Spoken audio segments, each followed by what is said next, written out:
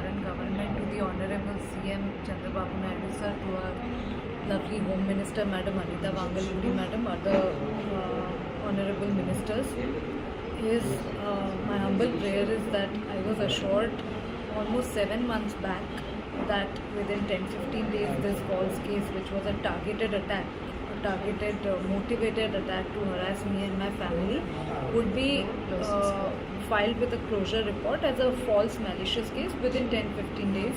But it's been more than 7 months, and we have not, that justice has not yet been delivered.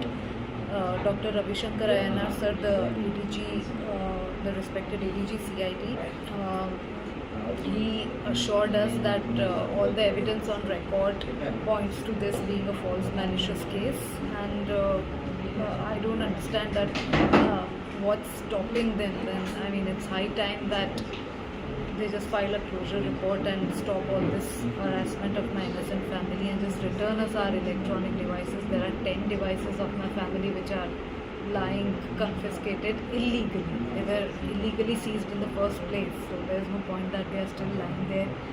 And my other prayer would be to go forward with the charge sheet and trial of the offending persons and just make them face the consequences of their actions so that it never repeats again. I'm very grateful for your support and the support of all these lovely ladies, unwavering support. Thank you very much.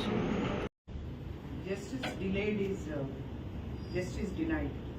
It's applicable for all the, not only for the court, police అధికారులకు కానీ ప్రభుత్వ పెద్దలకు కానీ ప్రభుత్వంలో ఉన్నటువంటి మరి party పెద్దలకు కానీ అందరికీ వర్తిస్తుంది అనేది ఈ సందర్భం ద్వారా గుర్తు చేస్తా ఉన్నాం. జత్వాని అనే మహిళని ఈ ప్రభుత్వం అధికారంలోకి వచ్చిన వెంటనే హుటాహుటిన అన్ని సౌకర్యాలు కల్పించి ఆంధ్రప్రదేశ్కు తీసుకురావడం జరిగింది. గత ప్రభుత్వంలో ఆమెకు ఆమె మహారాష్ట్రకి చెందిన మహిళ అయినా సరే గత ప్రభుత్వంలో ఆమెకు అన్యాయం జరిగింది, అక్రమంగా తప్పుడు కేసులు పెట్టారు, అరెస్టులు చేశారు, కుటుంబాన్ని మొత్తం వేధించారు అని చెప్పి ఈ ప్రభుత్వం బాధ్యత తీసుకుని చాలా సంతోషం, మీరు చాలా అన్ని రకాలుగా కూడా సదుపాయాలు ఏర్పాటు చేశారు, ఫ్లైట్లలో తీసుకొచ్చారు, స్వాగతాలు పలికారు, పోలీస్ అధికారులు ప్రొటెక్షన్ ఏర్పాటు చేశారు, మరి ముఖ్యమంత్రి చంద్రబాబు నాయుడు గారు స్వయంగా స్పందించారు, హోంమంత్రి అనిత గారు అందరూ కూడా ఆమెకు భరోసా ఇచ్చారు. మేము కూడా సెప్టెంబర్ నెలలో ఉమెన్ ఆర్గనైజేషన్ అందరం కూడా ఆమె వచ్చి 15 రోజులైనా సరే ఇప్పటి వరకు ఎటువంటి యాక్షన్ తీసుకోలేదు అని చెప్పి సిపి రాజశేఖర్ బాబు గారిని కలవడం జరిగింది. ఆయన 48 అవర్స్ నాకు టైం ఇవ్వండి, వరద బాధితులతో ముఖ్యమంత్రి గారి దగ్గర బిజీగా ఉన్నాము అని కోరిన మీదప 45 గంటల్లో A1 గా కుక్కల విద్యాసాగర్ ను పెట్టి ఎఫ్ఐఆర్ నమోదు చేయడం జరిగింది. తర్వాత ఇమీడియట్ యాక్షన్ ఏంటంటే కొంతమంది పోలీస్ అధికారుల్ని సస్పెండ్ చేయడం జరిగింది. It's good, we appreciate that. కానీ ఆ తర్వాత ఎన్ని నెలలు గడిచినాయి? సెప్టెంబర్ నుంచి ఇప్పటి వరకు ఆమె బాంబే నుంచి సొంత ఖర్చులు పెట్టుకుని వృద్ధులైనటువంటి తల్లిదండ్రులను తీసుకుని అనేక దఫాలుగా ఇక్కడికి వచ్చి సిఐడికి ట్రాన్స్ఫర్ చేశారన్న తర్వాత సిఐడికి చెందినటువంటి పెద్దల్ని మహిళా ఉమెన్ ఆర్గనైజేషన్స్ రమాదేవి గారు మా ద్వారా ఎన్నిసార్లు రిక్వెస్ట్ చేసినా కూడా ఆమె పైన ఉన్నది పెట్టింది తప్పుడు కేసు అని చెప్పి రుజువైంది అని చెప్పి మీరే స్వయంగా ప్రకటించారు. ఇప్పటి వరకు కూడా ఆ తప్పుడు కేసుల్ని ఎత్తివేయలేదు, ఛార్జ్ షీట్ ఫైల్ చేయలేదు, కోర్టుకు వెళ్ళలేదంటే ఇది ప్రభుత్వ ఉన్నతాధికారుల దాంట్లోనే ఉంది, అంటే పోలీసు అధికారుల డీజీపీ గారి స్థాయిలోనే ఉంది కాబట్టి దాన్ని ఇమీడియట్ గా తీసేయవలసినటువంటి బాధ్యత పోలీసు ఉన్నతాధికారులది, భరోసా ఇచ్చినటువంటి ప్రభుత్వ పెద్దలది. మరి అటువంటి పరిస్థితుల్లో ఆమెకు మరొక హామీ ఇవ్వడం జరిగింది. ఆమెకు చెందినటువంటి ఎలక్ట్రానిక్ డివైసెస్ అన్నిటినీ కూడా ఇమీడియట్ గా ఆమెకి అందజేస్తాము అని చెప్పి స్వీపీ గారు స్వయంగా మా ముందు భరోసా ఇవ్వడం జరిగింది. మరి ఇవన్నీ కూడా ఎక్కడా కూడా అమలు కాలేదు అనేది ఆవిడ బాధపడతా ఉన్నారు, మా దృష్టికి కూడా తీసుకురావడం జరిగింది. మరి ఈ రోజున అధికారంలోకి వచ్చినటువంటి కూటమి ప్రభుత్వం ముఖ్యంగా మహిళల పైన జరిగినటువంటి అత్యాచారాలను వేధింపుల్ని అడ్డం పెట్టుకుని మీరు అధికారంలోకి వచ్చారు. అటువంటిది ఈ రోజున ఒక్క మహిళకు కూడా మీరే బాధ్యత తీసుకుని స్వయంగా రాష్ట్రానికి తీసుకొచ్చినటువంటి జత్వానీ గారి లాంటి మహిళకు కూడా మీరు ఈ రోజున న్యాయం చేయలేనటువంటి చేతగాని పరిస్థితిలో ఉన్నారు. ఇంకా మీరు గత ప్రభుత్వాల పైన విమర్శలు చేసి అన్యాయం జరిగిపోయిందని చెప్పి గగ్గోలు పెట్టి ఊరు వాడా తిరిగి ప్రచారం చేసుకుని మరి మహిళల ఓటు బ్యాంకుతో ఈ రోజున అధికారంలోకి వచ్చిన తర్వాత ఎవరికి న్యాయం చేయగలిగే పరిస్థితిలో ఉన్నారు, ఇది ప్రభుత్వ పెద్దలే చెప్పాలి అని చెప్పి ఈ వేదిక ద్వారా డిమాండ్ చేయడంతో పాటు ఒక పారిశ్రామికవేత్త జిందాల్ ఆ రోజున కోట్ల రూపాయలు చేతులు మారాయి, కేంద్ర రాష్ట్ర ప్రభుత్వాలు అతనికి అండగా ఉన్నాయి అని చెప్పి ఇటువంటి తప్పుడు కేసులు పెట్టి ఒక మహిళని ఆమె కుటుంబ సభ్యుల్ని వేధించారని చెప్పారు. మరి ఈ రోజున కూటమి ప్రభుత్వం బీజేపీతో అంటకాగుతా ఉంది కాబట్టి అదే బీజేపీ పెద్దల ఒత్తిడి వల్లే ఈ రోజున ఈ తప్పుడు కేసులు ఎత్తివేయకుండా మీరు కాపాడుతా ఉన్నారా అని చెప్పి ఈ ప్రభుత్వాన్ని ప్రశ్నిస్తా ఉన్నాం.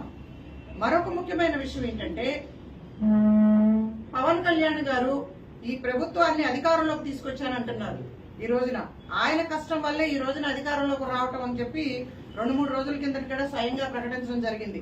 అటువంటి పవన్ కళ్యాణ్ గారు ప్రతిపక్షంలో ఉన్నప్పుడు 30,000 మంది మహిళల్ని అక్రమ రవాణా జరిగిందని, అదే విధంగా మహిళల పైన అనేక అఘాయిత్యాలు జరిగినాయి అని చెప్పి, దారుణాలు జరిగినాయి అని చెప్పి మాట్లాడినటువంటి వ్యక్తి ఈ రోజున ఆవిర్భావ సభ వేదిక ద్వారా ఏ ఒక్క మహిళకి న్యాయం చేశారో, ఏ మహిళలకు అండగా ఉన్నారు అనేది స్పష్టమైనటువంటి వైఖరి అనేది తెలియజేయలేదు. సుగాలి ప్రీతి అనే ఒక మహిళ గురించి ప్రతి చోట, సుగాలి ప్రీతి అనే ఒక బాలిక గురించి అన్ని చోట్ల కూడా ప్రచారం చేసుకున్నారు. మరి ఈ రోజున ఆమె ఊసే ఎత్తలేదు. ఏమి సాధించారని చెప్పి వీళ్ళు ఆవిర్భావ సభలు మరి ప్రజల సొమ్ముని అడ్డం పెట్టుకుని అడ్డగోలుగా ఖర్చు చేస్తూ వీళ్ళు ఈ వేదికలు ఏర్పాటు చేసుకుంటున్నారు. మాకైతే అర్థం కావట్లేదు. రాష్ట్రంలో ఉన్నటువంటి ఇంపార్టెంట్ ఉమెన్ ఆర్గనైజేషన్స్ ఐద్వా రమాదేవి గారు ఇక్కడే ఉన్నారు, మహిళా సమైక్య దుర్గా భవాని గారు ఇక్కడే ఉన్నారు. మరి నేను కాంగ్రెస్ పార్టీ నుంచి అనేక మహిళల పైన జరుగుతున్నటువంటి వేధింపుల పైన ఉద్యమాలు చేస్తా ఉన్నాం. మరి ఈవిడ కీర్తి గారు ఇక్కడే ఉన్నారు, వాసవ్య మహిళా మండలి నుంచి. ఇంతమంది ఇక్కడ కూర్చుని ఒక మహిళకు అండగా ఉంటామని చెప్పి ఈ ప్రభుత్వ అధికారంలోకి వచ్చిన తర్వాత స్వయంగా తీసుకువచ్చిన తర్వాత ఇప్పటి వరకు న్యాయం జరగలేదు అంటే ఇంకా మేము గత ఇన్ని సంవత్సరాలుగా కూడా మేము చేస్తున్నటువంటి మహిళలకి పట్ల మేము విమర్శిస్తున్నటువంటి దారుణాలు గాని, ఈ అఘాయిత్యాలు గాని ఏ విధంగా వీళ్ళు న్యాయం చేస్తారో కూడా మాకే అర్థం కావట్లేదు. ఇప్పటి వరకు ఈ ప్రభుత్వ అధికారంలోకి వచ్చి సంవత్సరం కాబోతా ఉంది. మహిళా కమిషన్ చైర్మన్ ఇక్కడ ఎవరికి మా గోడు విన్నవించుకోవాలి, మేము ఎవరికి వెళ్లి మా బాధలు చెప్పుకోవాలి? మరి ముఖ్యమంత్రి గారు కలుస్తారా అంటే 2014 నుంచి 19 వరకు మేము చూసాం.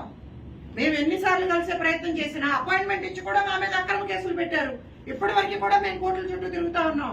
ఇక గత ప్రభుత్వం గురించి చెప్పలే అవసరం లేదు. మనం ముఖ్యమంత్రి గారు ప్యాలెస్ నుంచి బయటికే రాలేదు. మరి ఇటువంటి పరిస్థితుల్లో మళ్లీ మీరు అధికారంలోకి వచ్చి ఇప్పటి వరకు కూడా రాష్ట్ర అభివృద్ధి గురించి ఎట్లాగూ మాట్లాడలేదు. మహిళల పైన జరిగినటువంటి దారుణాలకి ఎవరికి కూడా న్యాయం చేయలేదు.